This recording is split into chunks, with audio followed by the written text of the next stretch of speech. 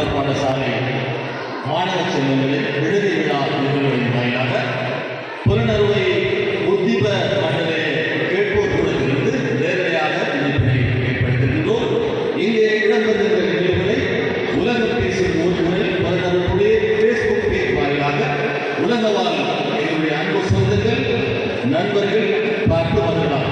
இன்றைய நிகழ்வில் 19 மாணவ மாணவியருக்கு அன்பு பரிசாக புத்தக பயிற்சியை வழங்கிய குவைத் நாட்டில் இயங்கி வரும் எல்பி குரு நற்பணி மன்றத்தின் தலைவர் ஜனாப் அஸ்கர் அவர்களுக்கும் அமைப்பின் இதர உறுப்பினர்களுக்கும் நமது பிரார்த்தனை நடந்த நன்றிகள்.